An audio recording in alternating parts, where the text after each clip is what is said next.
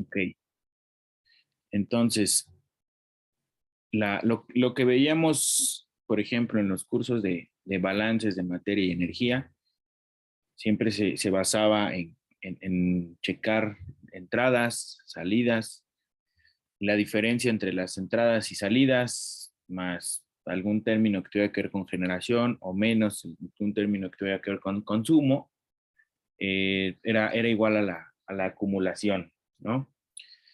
Eso aplica de acuerdo a las leyes de conservación, aplica para generar balances de materia, de energía, pero también aplica para generar balances de momentum, ¿sale?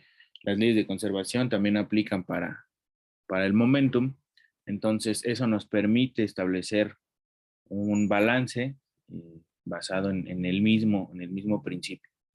Entonces, nosotros podemos ver aquí justamente la velocidad de entrada de la cantidad de movimiento o el momentum por transporte convectivo menos la salida por transporte convectivo más una entrada por transporte molecular menos salida por transporte molecular. Estos dos son justamente los que vimos ayer, un término convectivo, un término molecular.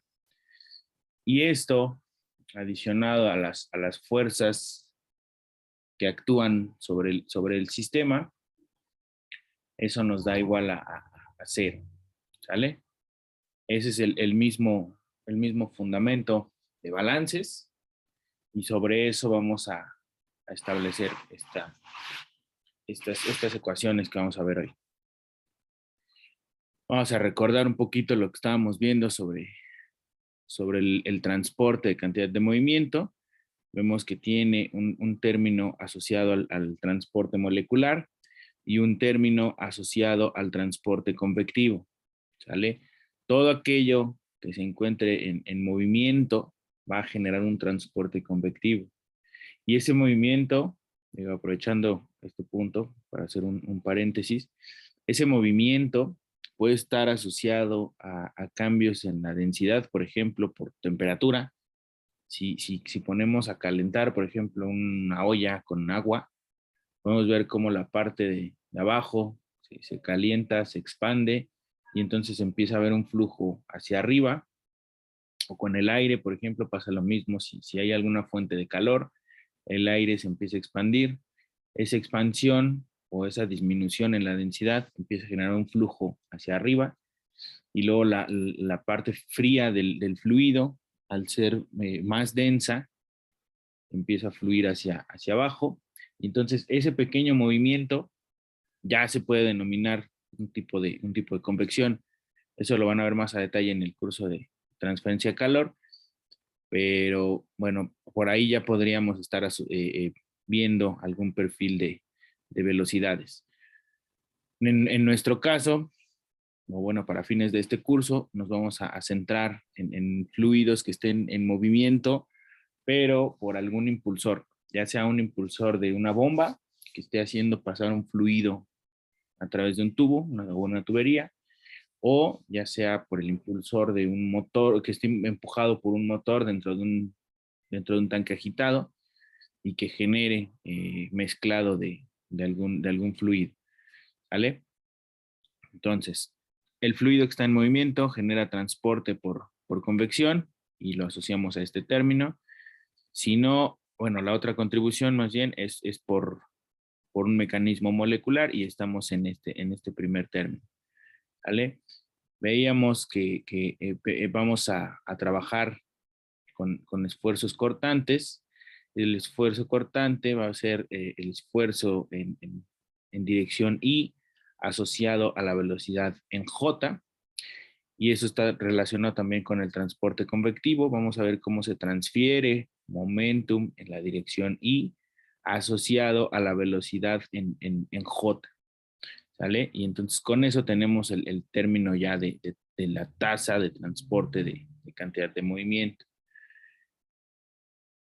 Aquí hay que hacer un paréntesis, hay que repetir un poquito esta parte.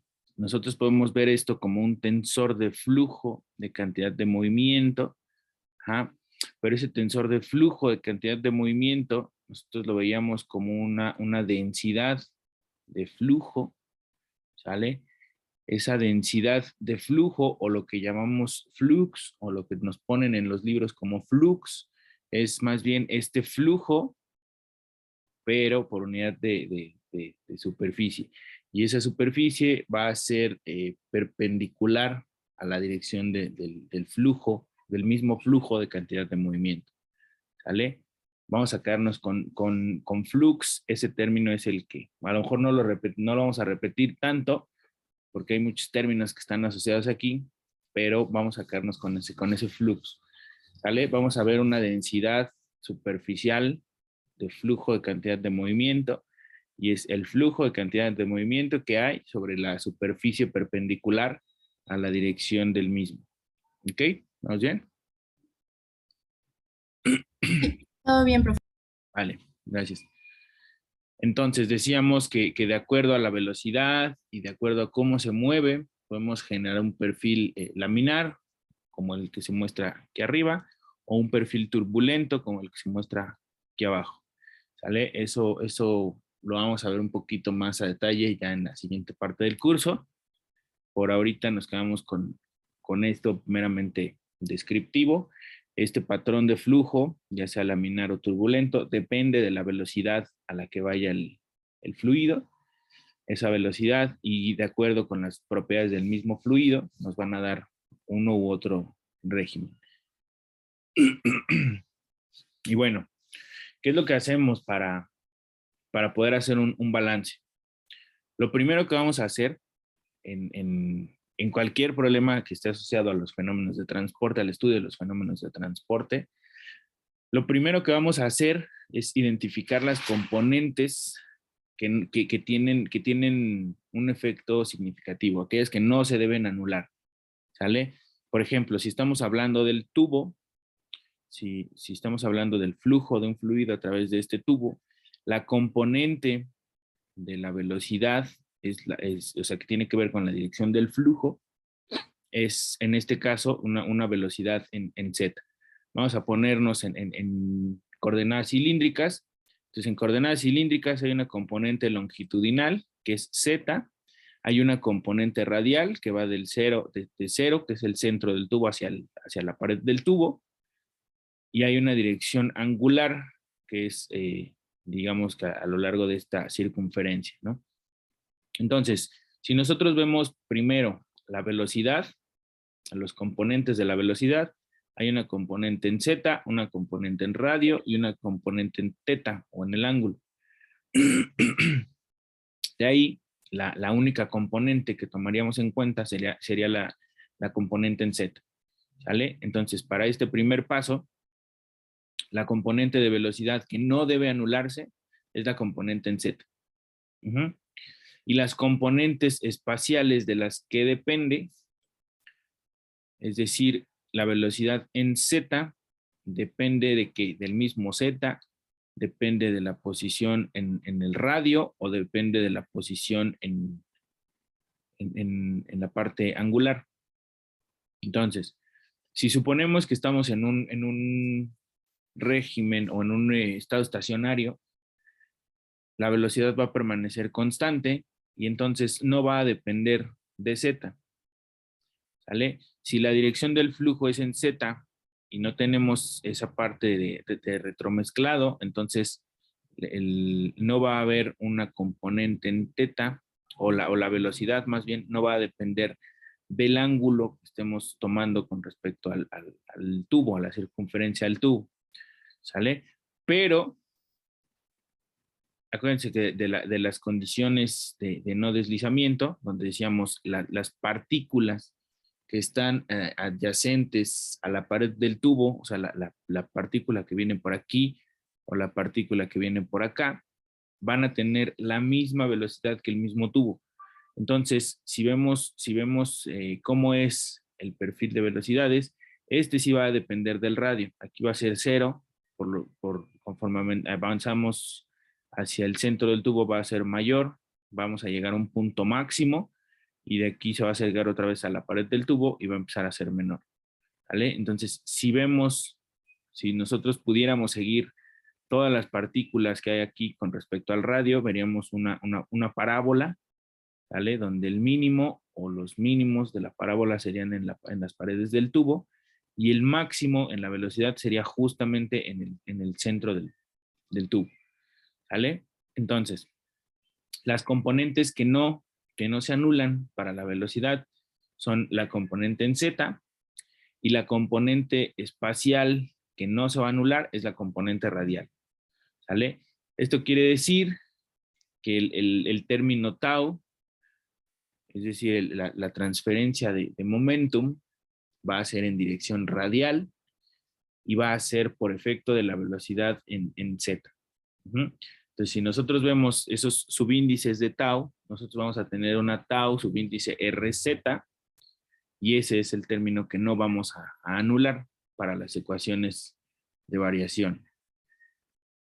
Segundo punto es, vamos a plantear una ecuación de balance sobre la envoltura perpendicular a la dirección del flujo. Esto va a ser una componente espacial. Si tenemos una componente espacial, entonces vamos a evaluar esa componente en R, en θ y en Z. ¿Sale?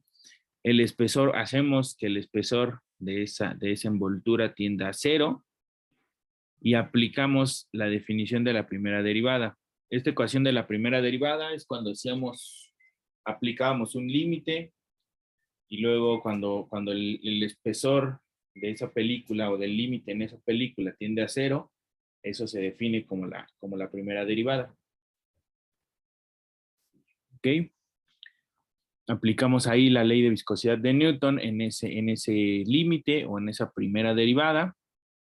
Integramos y con eso vamos a poder tener un perfil de velocidades de acuerdo con este punto.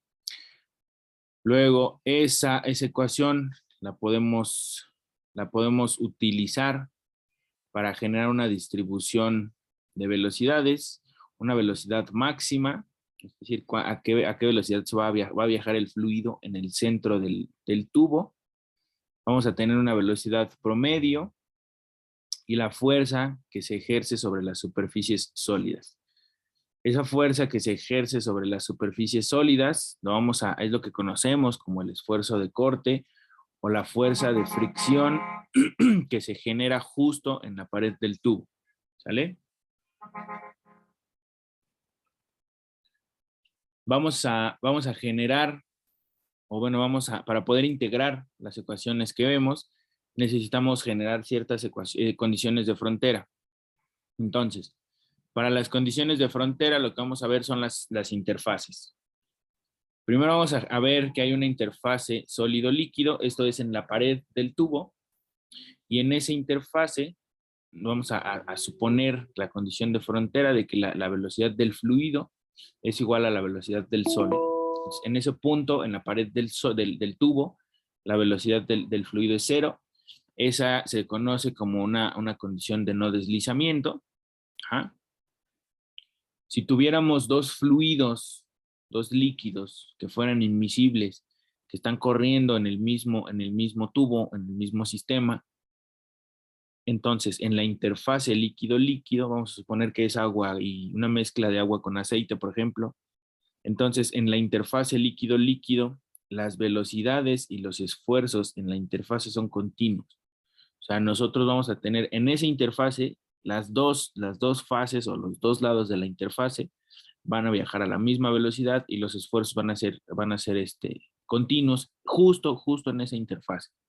¿Sale? Luego, en la interfase líquido-gas, si tuviéramos burbujas, por ejemplo, o si tuviéramos la superficie de un fluido que está en contacto con el aire, en esa interfase los esfuerzos se consideran despreciables. Es decir, tau, o el perfil el gradiente de velocidades, ¿sale? Si nosotros decimos que los esfuerzos son despreciables, entonces tau va a ser igual a 0 o el gradiente de velocidades va a ser igual a 0, ¿ok? Entonces, con esas condiciones de frontera, nosotros vamos a poder resolver o vamos a poder integrar las ecuaciones que van a surgir. Luego, ya llegando a la parte, al método que se propone para generar el balance, nosotros vamos a imaginarnos este pedazo de tubo y este pedacito de tubo que se ve aquí adentro, esta sería la envoltura o el elemento diferencial de volumen que vamos a trabajar y sobre el cual vamos a hacer el balance, ¿vale? Este elemento diferencial de volumen nosotros lo hacemos diferencial, es un elemento de volumen que nosotros hacemos diferencial al imaginarnos que el espesor va a ser despreciable, ¿sale? Vamos a tomar una parte del tubo y sobre esa parte del tubo vamos a establecer los balances. Entonces, lo primero es que estamos en coordenadas cilíndricas, entonces las variables a considerar son teta, que es el ángulo, el radio, y zeta, que es la longitud del tubo, ¿sale? Suponemos que estamos en estado estacionario, que la densidad es constante, es decir, que estamos con un fluido y a temperatura constante podría ser, de tal manera que la densidad no varía. Que tenemos un fluido con viscosidad constante y que el tubo es un tubo vertical sobre el cual fluye este fluido con densidad y viscosidad constante solamente por efecto de la gravedad a través del mismo tubo que tiene una longitud L y un radio R, ¿sale? La segunda suposición que hacemos es que es un tubo muy largo, que puede ser un capilar, por ejemplo, ¿sale? Entonces L va a ser mucho mayor que R, ¿ok? Luego regresamos, para este sistema regresamos a los puntos que mencionábamos hace un momento. Vamos a ver cuáles son las componentes que no se van a despreciar para la velocidad y para la componente, o más bien para la posición. Con respecto a la velocidad, vamos a tener una componente en Z. Aquí, perdón, esta X debe ser Z. Es la velocidad en Z solamente, y esa velocidad en Z va a ser función del radio. Entonces la componente espacial, decíamos, va a ser el radio, y estas son las componentes sobre las cuales nos vamos a basar. Estas son con las que vamos a trabajar, o son las que no se van a despreciar. Vemos aquí que la velocidad con respecto al radio, la componente radial de la velocidad es igual a 0, la componente espacial es igual a 0, y que las fuerzas externas van a actuar en dirección Z, ¿sale? ¿Por qué? Porque tenemos que el fluido solamente va a fluir por efecto de la gravedad, ¿sale?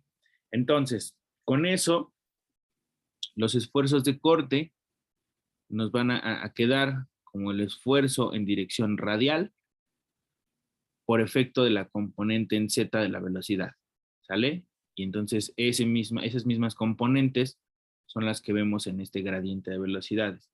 Aquí se va a formar un gradiente de velocidad en Z con respecto al radio, ¿sale? Y va a ser ese perfil parabólico que mencionábamos hace un momento, ¿sale? La idea es que lleguemos justamente a la ecuación que nos describa esa parábola. ¿Hasta ahí vamos bien? Sí, profe. Ok. En términos matemáticos, podemos decir que tau RZ es igual a tau ZR, ¿sale? Eso en términos matemáticos. Sin embargo, en términos físicos, la cuestión física o la cuestión fenomenológica, el que nos interesa es tau RZ, ¿sale? Ese es el tau que físicamente lo vamos a observar, o lo vamos a poder observar tanto experimentalmente como a través de alguna simulación. Pero es importante mencionar esto, además de que algunos libros, por ejemplo el BERT, usa los subíndices como lo vemos aquí, pero hay otro autor que es Slattery, por ejemplo. Slattery utiliza esta segunda nomenclatura, ¿sale? Eso es simplemente él utiliza, o sea, cambia el orden de los subíndices. ¿Por qué? Pues, nomás porque así lo quiso manejar él. Entonces, para que no lleguemos a entrar en confusión si es que revisamos uno u otro libro y de repente vemos que nos cambian el orden de los subíndices, bueno, no pasa nada, ¿no? Y luego vamos a imaginarnos ahora sí en esta envoltura, en este elemento de volumen que vamos a hacer diferencial y vamos a generar los balances. Vamos a ver en este elemento diferencial de volumen, así como ayer veíamos unos cuadritos y en esos cuadritos o en esos cubitos veíamos cómo se veía la transferencia de momentum. Bueno, aquí vamos a ver en dirección radial, podemos ver en este punto que es R, podemos ver un término que está asociado a la entrada de flujo de cantidad, de densidad de flujo, de cantidad de movimiento en dirección R. Aquí podemos ver la densidad de flujo en la salida y esto va a ser en la posición R más un término delta R que va a ser el espesor justamente de esta envoltura. Luego lo mismo hacemos para Z. Aquí recordamos el flujo es hacia abajo y es por efecto de la gravedad. Entonces, vamos a ver la densidad de flujo de cantidad de movimiento en dirección Z en la entrada, que es Z igual a 0. Nosotros ponemos una referencia, un punto de referencia en la entrada del tubo. Y hasta ahí nos vamos a la salida del tubo. Y si el tubo tiene una longitud L, entonces vamos a ver la densidad de flujo de cantidad de movimiento a la salida del tubo, es decir, en Z igual a la longitud del tubo. ¿Sale? Con eso vemos entradas menos salidas en R, entrada en R, salida en R más delta R. En Z vamos a ver en Z, entrada en Z igual a 0 y salida en Z igual a L. ¿Sale? Y sobre eso vamos a establecer los balances de momento. ¿Sí? ¿Vamos bien? ¿Sí está clara la imagen para todos? Sí, profe. Ok, gracias. Entonces, los términos asociados a entradas y salidas es entrada en dirección Z, es esta phi ZZ. Y luego, como estamos viendo densidad de flujo, entonces esa densidad de flujo la vamos a multiplicar por el área transversal a la dirección del flujo. Entonces, es 2πr por delta R, es decir, la longitud de este arco multiplicado por el espesor de esta envoltura y nos va a dar esta superficie de aquí arriba que no está sombreada. Esa es la superficie perpendicular a la dirección de flujo en Z. ¿Sale? Lo mismo para la salida. Y luego hacemos lo mismo para el flux o la densidad de flujo o cantidad de movimiento en R. ¿Sale? Lo vamos a multiplicar por 2πr, que es igual otra vez la longitud de arco, la longitud de este arco, pero esto va multiplicado por la longitud de este elemento de volumen. ¿Vale? Entonces, con eso tenemos estas densidades de flujo. Al multiplicarlas por el área transversal, entonces tenemos el flujo de cantidad de movimiento en dirección Z, el flujo de cantidad de movimiento en dirección radial, y luego las fuerzas que actúan sobre el fluido, que en este caso es la fuerza de gravedad, y esto, como actúa en todo el volumen, bueno, esto va multiplicado por 2πr delta R, que sería esta superficie, multiplicada por L, y eso nos da el volumen de todo este elemento diferencial de volumen. ¿Sale? Entonces, hacemos entradas o ponemos entrada menos salida en dirección radial, entrada menos salida en dirección longitudinal, en dirección Z, más la fuerza de gravedad que actúa sobre todo el volumen. ¿Ok? Dividimos toda esta ecuación, la dividimos entre 2πr delta R L, y entonces nos quedaríamos con esta segunda forma. ¿Sale? Aplicamos el límite cuando delta R tiende a 0 y con eso, bueno, reordenamos la ecuación y con eso nos podemos quedar con el límite con respecto al radio cuando delta R tiende a 0, y esa es justo la definición de la primera derivada, ¿sale? Entonces nosotros podemos establecer esto como la derivada con respecto a R del término R por phi RZ. Esta derivada va a ser igual a la entrada menos salida de cantidad de movimiento en dirección longitudinal más el término ρg que está asociado a la fuerza de gravedad que actúa sobre todo el volumen, ¿sale? Entonces, esta es la ecuación que vamos a integrar para poder empezar a ver cómo es esa distribución primero de transferencia de momentum y después de velocidades, ¿sale? Entonces, vamos a recordar qué significa este término phi. Entonces, este término phi, si hablamos de RZ, tendríamos estas dos componentes, y entonces tau es el esfuerzo de corte con el cual podemos sustituir o aplicar la ley de viscosidad de Newton. Ajá. Y luego tenemos un término convectivo, pero este término convectivo tiene una componente radial para la velocidad, pero como la componente radial es 0, entonces este término se elimina y nos quedamos solamente con el transporte molecular a través de la componente radial. Luego, para la componente longitudinal, la velocidad en z no depende de z, entonces este término prácticamente se elimina. Ajá. Y entonces esta velocidad en z, bueno, podríamos establecer, decíamos que la velocidad en z es constante, y entonces en el momento en que nosotros evaluamos ese término en L y luego lo restamos con ese mismo término en 0, prácticamente se nos va a anular. Y entonces al hacer esta diferencia de phi en L en 0 menos la phi en L de este término presión más el término convectivo, prácticamente nos vamos a quedar con la presión en 0 menos la presión en L. ¿Sale? Y entonces aquí ya sustituimos el término phi RZ por la componente de tau RZ.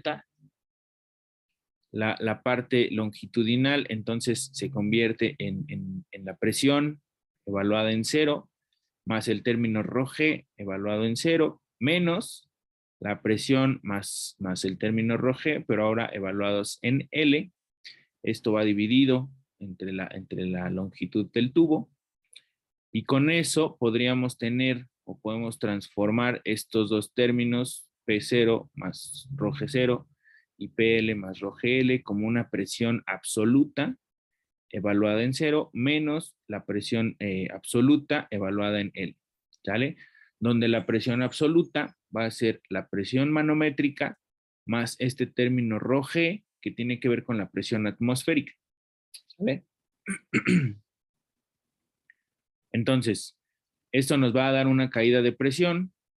Esa caída de presión va dividida entre la longitud del tubo, y a este cociente nosotros lo podemos denominar un gradiente de presión, ¿sale? Así como vemos aquí un gradiente de velocidades con respecto al radio, por acá podríamos ver un gradiente de presión con respecto a la longitud del tubo. Este término es importante. Este término es importante porque en algunos problemas les van a pedir justamente cómo es el gradiente de presión, en otros les van a hablar de la caída de presión, y entonces la caída de presión es simplemente la diferencia P0 menos PL. Pero si tenemos ductos muy largos, podríamos estar hablando de gradientes de presión, y simplemente vamos viendo cómo cae la presión con cada metro o cada centímetro o cada pie de tubo que estamos evaluando, ¿sale?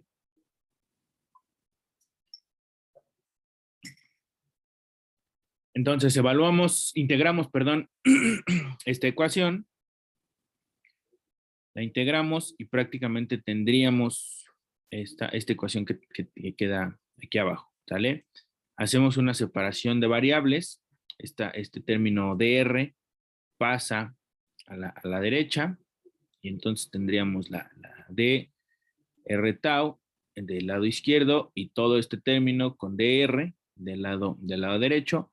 Ahora sí, integramos y nos quedaría aquí la ecuación en términos de una constante 1, ¿sale? El esfuerzo de corte en R asociado a la velocidad en Z, que quedaría igual al gradiente de presión o a un medio del gradiente de presión, más este término que tiene que ver con una constante 1 y esa constante sale de la integral. Y entonces para poder evaluar o para poder determinar el valor de esa constante, empezamos a jugar con las condiciones de frontera, ¿sale? La condición de frontera que utilizamos aquí es que el esfuerzo de corte es mínimo en el centro del tubo, o el perfil de velocidades alcanza un máximo en el centro del tubo. Entonces, cuando el radio es igual a 0, este gradiente de velocidades es igual a 0 y por lo tanto tau es igual a 0, ¿sale? Entonces, cuando R es igual a 0, tau es igual a 0 y con eso le podemos dar valor a la constante 1 y entonces la constante 1 también es un valor, toma un valor de 0, ¿sale? Entonces tendríamos que tau RZ es igual a un medio del gradiente de presión y con eso nos quedamos para poder aplicar la ley de viscosidad de Newton. Y entonces esta ecuación que habíamos obtenido de la primera integración la sustituimos por esta otra ecuación, ¿sale? Esta tau RZ la vamos a sustituir por menos la viscosidad por el gradiente de velocidades. Luego ese menos y esa viscosidad la pasamos a este término de la derecha y la podemos reordenar de esta manera para dejar justamente al gradiente solito y poder hacer nuevamente una separación de variables. Dejamos a la componente de velocidad del lado izquierdo y este dr lo pasamos al lado derecho. Volvemos a separar variables, volvemos a integrar y entonces nos queda este término que tiene que ver con el perfil de velocidades, ¿sale? Esta ecuación ya está integrada y ahora podemos tener una constante 2, ¿sale? Esa constante 2, o para determinar el valor de esa constante 2, aplicamos nuevamente una condición de frontera. Aquí tengo otro error. Aquí es cuando R es igual a R mayúscula, es decir, cuando estamos en la pared del tubo. Aquí estamos en R igual a 0. Aquí estamos en R, nos vemos en el radio y tenemos aquí R igual a R mayúscula, que sería el radio del tubo. Y en ese punto la velocidad es 0, ¿sale? Esa es la condición de no deslizamiento que habíamos puesto desde un principio.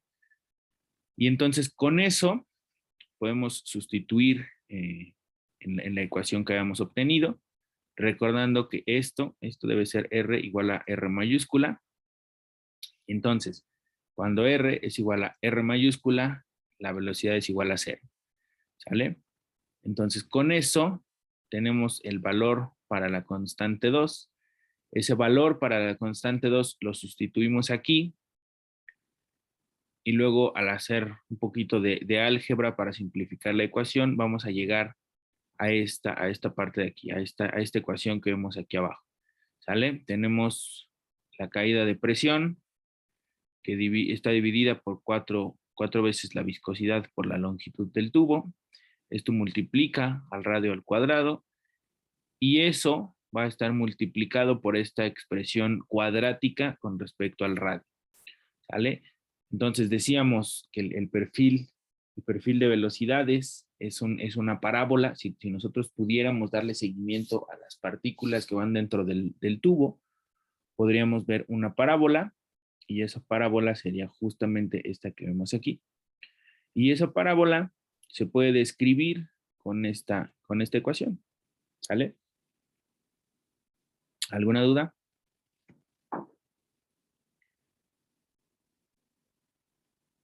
Profesor, me quedé me quedé pensando de lo que nos estaba comentando de la ecuación que describe el flux, Ajá, que tau se puede, cuando tau es cero, algo así nos comentó.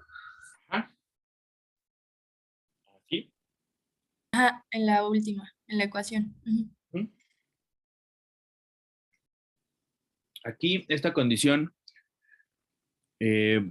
partía de que de esta imagen, ¿sale? Nosotros imaginándonos el flujo que vemos en este tubo, en esta parte hay fuerzas de fricción con respecto a entre el fluido y la pared del tubo, ¿sale?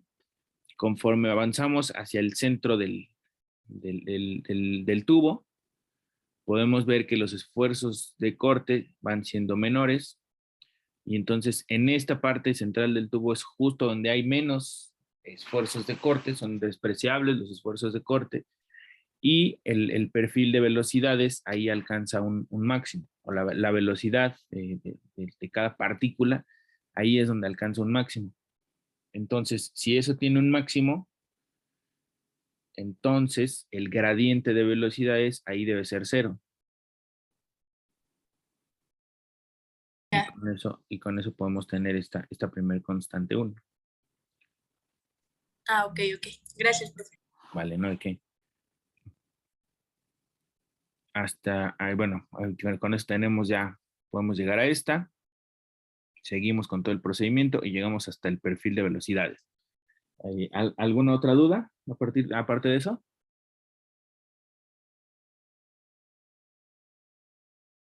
No, ninguna. Ok, gracias.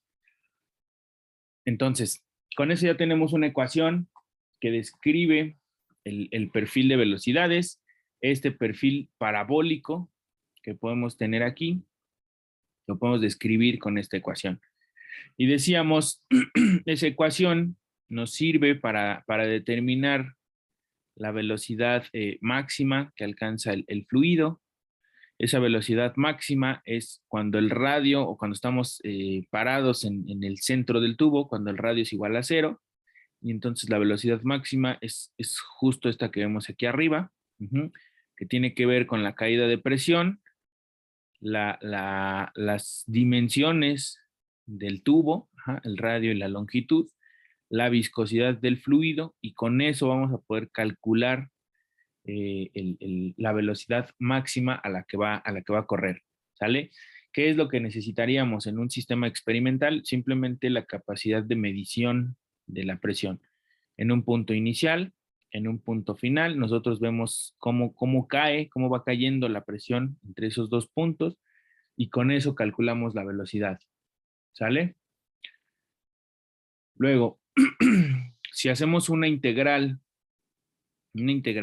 a lo largo de todo el volumen del fluido, primero con respecto al radio y luego con respecto a teta, de la velocidad en z, nosotros podríamos tener esa sumatoria en r y en teta, y luego divididas entre ese mismo volumen en r y teta, nosotros podemos hacer una ponderación y con esa ponderación nosotros llegamos a esta ecuación. Y si vemos esta ecuación con respecto a la velocidad máxima, entonces resulta que la velocidad promedio va a ser un medio de la velocidad máxima. ¿Vale? Entonces regresamos a ese sistema experimental donde nosotros somos capaces de medir las presiones a la entrada y a la salida o en un punto inicial y final.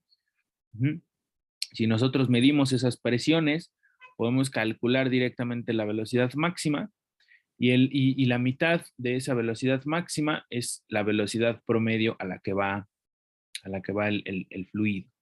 ¿Sale? Eso es de una manera. De otra manera que podríamos determinar esa velocidad promedio es por medio del flujo másico, perdón. Ajá. Este flujo másico va a ser el producto del flujo volumétrico, y el flujo volumétrico es esa velocidad promedio multiplicado por el área transversal, que es pi por radio al cuadrado, y entonces con ese flujo volumétrico multiplicado por la densidad del fluido, esto es lo que veíamos en algún problema que vimos, me parece que la semana pasada.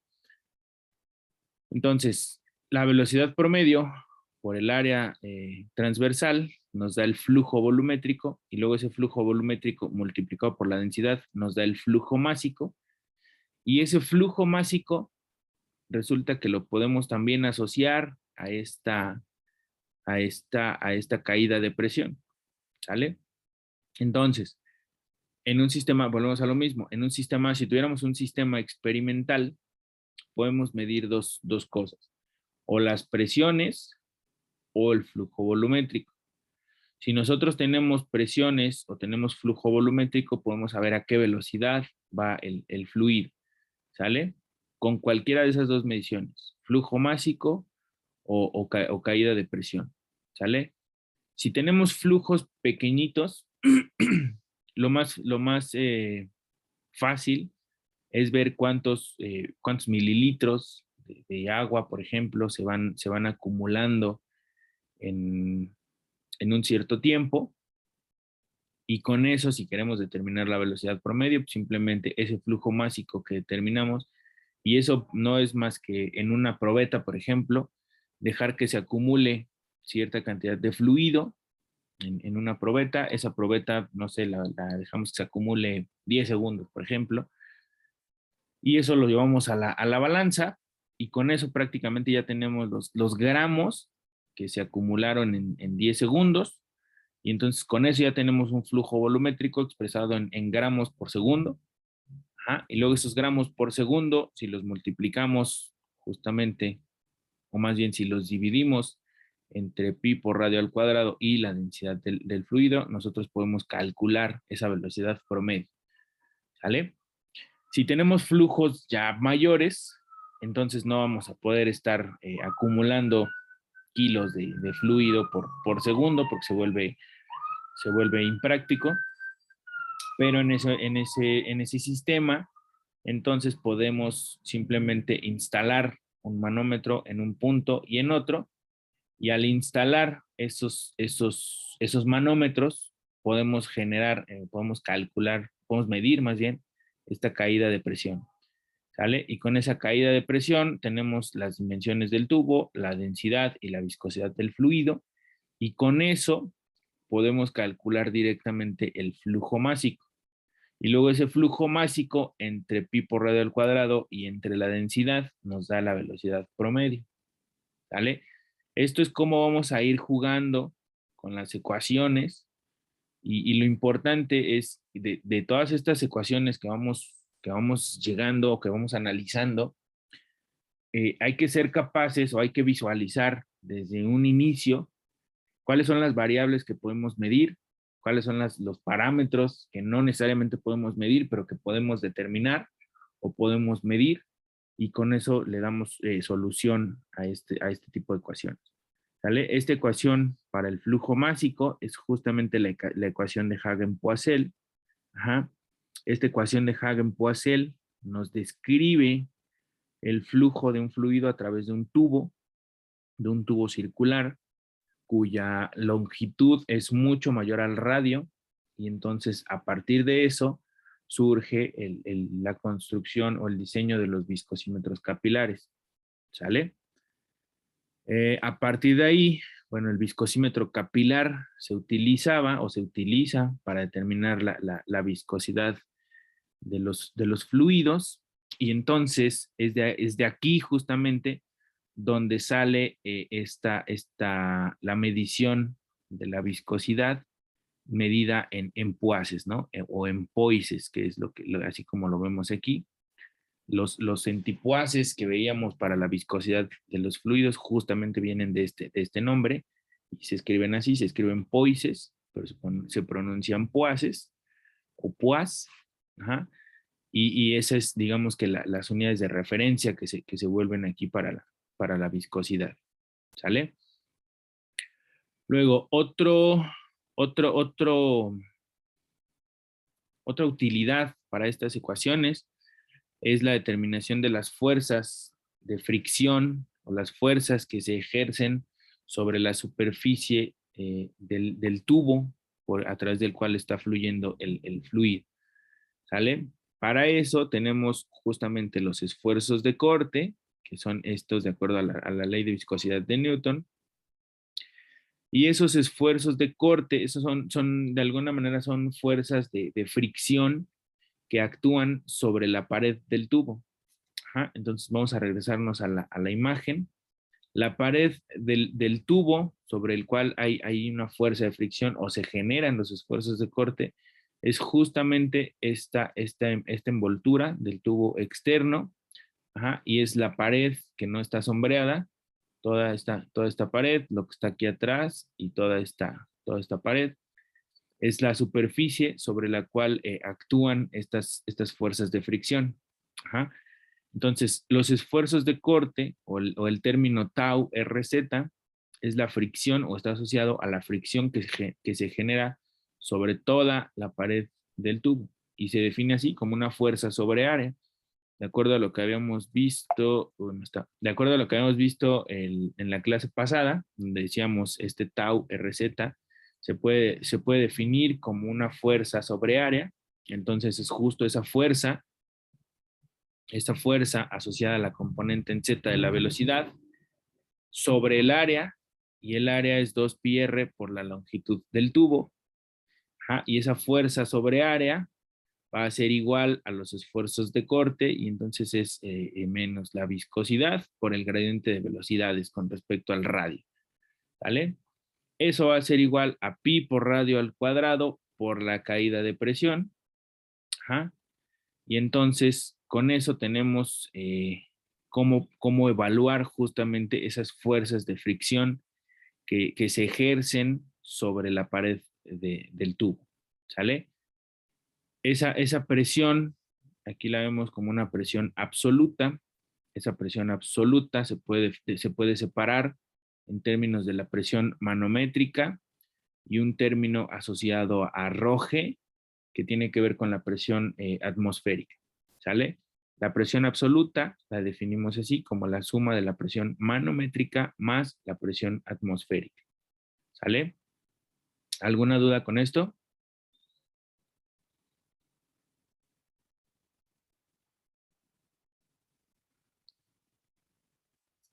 No, profesor. Profe, el área de esa superficie que dice que va a actuar la fuerza es 2pi por radio y por longitud. Ajá. Ah, ok. Sí, es justo la pared, digamos, la pared del tubo externo, que es toda esta parte no sombreada, más lo que está atrás de este elemento diferencial de volumen. Toda esa pared del tubo, digamos, toda la envoltura del tubo o la pared interna del tubo a través del cual fluye el fluido, esa es la superficie. Entonces, nosotros lo calculamos, esa superficie la calculamos como la longitud de arco. Ajá. Esa longitud de arco o la circunferencia del tubo es 2πr, y esa 2πr multiplicado por la longitud del tubo nos va a dar toda esa superficie,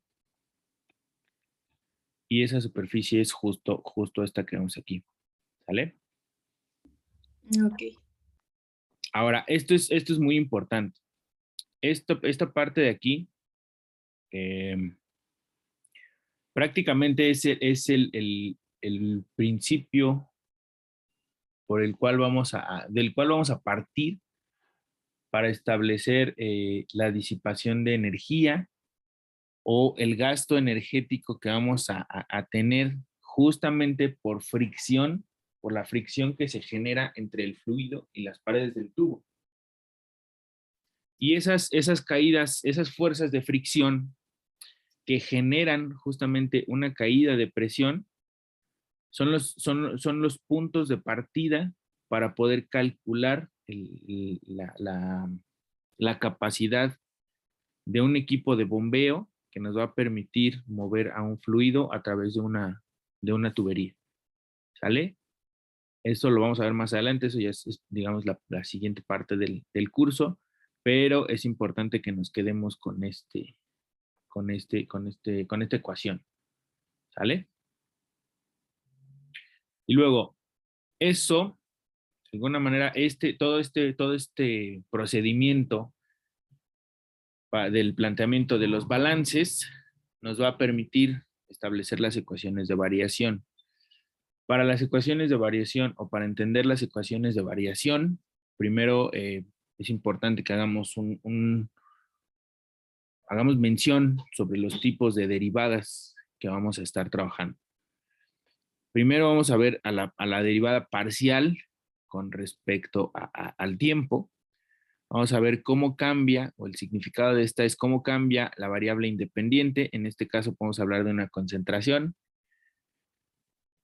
Cómo cambia la concentración con respecto al tiempo, manteniendo fija a la posición, que es X, Y, Z. Nosotros nos paramos en un punto, ahí nos quedamos quietos y vamos viendo cómo va cambiando la variable de respuesta con respecto al tiempo. Y esa es la parcial con respecto al tiempo. Luego esa parcial nosotros la podemos incluir en una derivada total. Ajá, y esa derivada total incluye a la parcial con respecto al tiempo, pero también incluye a las parciales con respecto a la posición, ¿sale? Nosotros nos fijamos en un punto en X, no nos movemos en X, y entonces vamos viendo no es cierto, perdón, nos fijamos en un punto en Y y en Z, perdón, nos fijamos en un punto en Y y en Z, congelamos el tiempo, y entonces vamos viendo cómo cambia esa variable solamente con respecto a X. Y en ese punto en X o en esa variación con respecto a X, vamos viendo cómo esa X cambia con respecto al tiempo. ¿Sale? Lo mismo hacemos para Y. Nos fijamos en X y en Z, congelamos el tiempo y sacamos cómo cambia esa variable con respecto a Y. Y luego eso lo multiplicamos por cómo cambia esa Y con respecto al tiempo. Y luego lo mismo hacemos con Z, ¿sale? Entonces vamos a ir teniendo parciales con respecto a la posición y la parcial con respecto al tiempo, y luego la sumatoria de todas esas parciales nos va a dar la derivada total. Y luego hay una que es la derivada sustancial, que esa la definimos o la ponemos como una D mayúscula. Y hagan de cuenta que nosotros estamos en un río, por ejemplo. Entonces, si nosotros vamos viendo en ese río, vamos viendo cómo cambia la concentración de algún, no sé, por ejemplo, de la arena, por ejemplo, que puede ir moviéndose con el agua. Entonces, si nosotros nos vamos fijando en un punto primero con respecto a X, luego con respecto a Y y luego con respecto a Z, y sobre eso vamos viendo estas diferentes parciales, vamos a tener la derivada total. Pero ahora, estando dentro de ese mismo río, digamos que nos vamos moviendo con el mismo río, ajá, y vamos teniendo la parcial con respecto a X, la parcial con respecto a Y y la parcial con respecto a Z.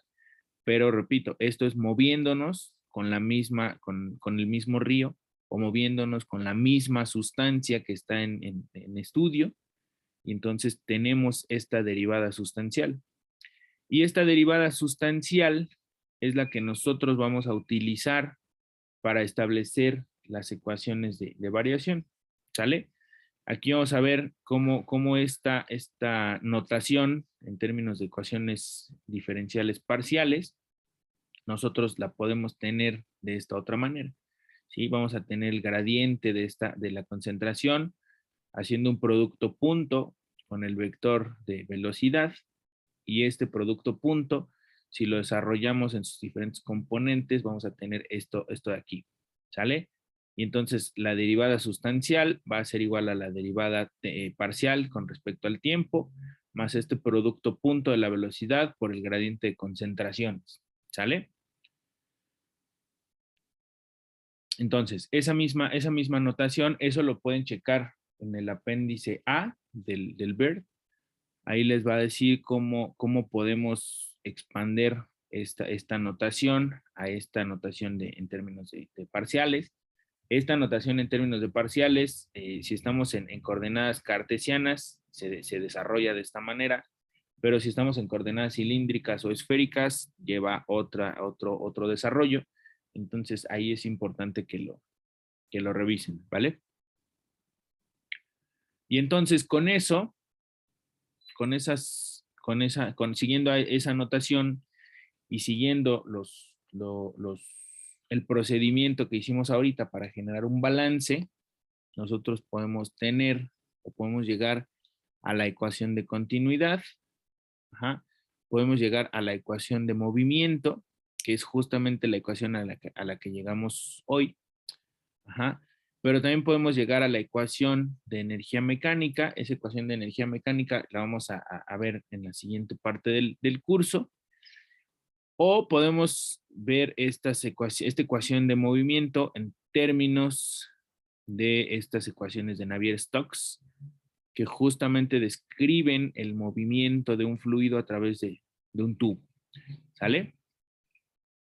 Entonces, estas son ecuaciones sustanciales, y son ecuaciones sustanciales que describen a todas, o que están en función más bien, de todas las ecuaciones diferenciales parciales que tienen que ver con el tiempo y con la posición. ¿Sale? Aquí vamos a ver, o aquí podemos aplicar, es el gradiente del esfuerzo de corte, pero el esfuerzo de corte está en función del gradiente de velocidad, y entonces esto nos lleva a esta notación de la derivada segunda con respecto a la velocidad. ¿Sale? Entonces, esta ecuación es similar a estas ecuaciones de Navier-Stokes, simplemente cambia la notación, pero prácticamente el significado físico es el mismo. ¿Sale? Y con eso tenemos ecuación de continuidad, ecuación de movimiento y ecuación de energía. ¿Y qué son estas ecuaciones de continuidad, movimiento y energía? Son balances. Es un balance, esta ecuación es un balance de materia, esta ecuación es un balance de momentum, y esta ecuación es un balance de energía. ¿Sale? En este caso vamos a hablar solamente de energía mecánica.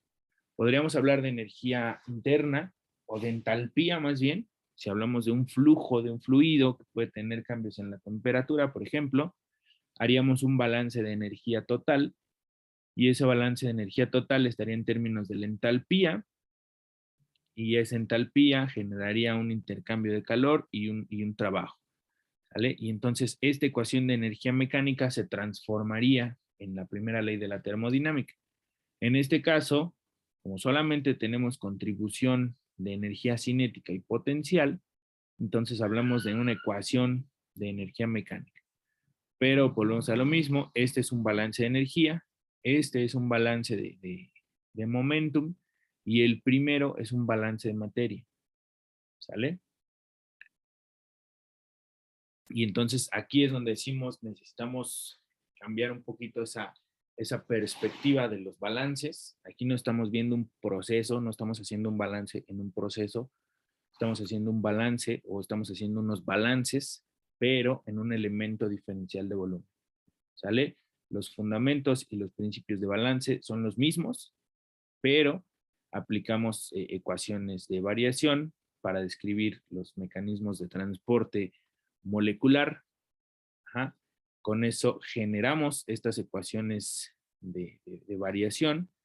Y si nos vamos a las diferentes escalas para estudiar los fenómenos de transporte, entonces estas ecuaciones de variación nos sirven para evaluar la escala molecular, que después podemos hacer un escalamiento hacia una escala microscópica, y luego un escalamiento hacia una escala macroscópica, y con eso podemos generar todas las ecuaciones que nos van a permitir diseñar algún equipo de bombeo, algún equipo que tenga que ver con agitación y mezclado, y todo va a partir de estas mismas ecuaciones de variación.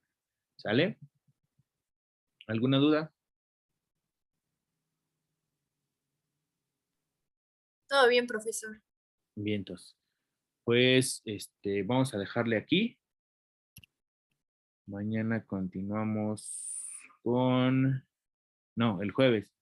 Continuamos ya con algunos ejercicios. Vamos a dedicarnos a hacer unos ejercicios que incluyan desde la primera parte hasta la aplicación de estas ecuaciones de variación. ¿Vale? Y prácticamente nos empezaremos a preparar para el primer examen. Profe, ¿cuándo tendría fecha el primer examen? Yo creo que será por ahí del jueves de la siguiente semana. Ok, Y muy bien. vamos a dejar esta semana para hacer varios problemas. Creo que vamos bien en tiempo, entonces pues, podemos hacerlo con calma. Sí, profesor, gracias. ¿Vale? No, es ustedes.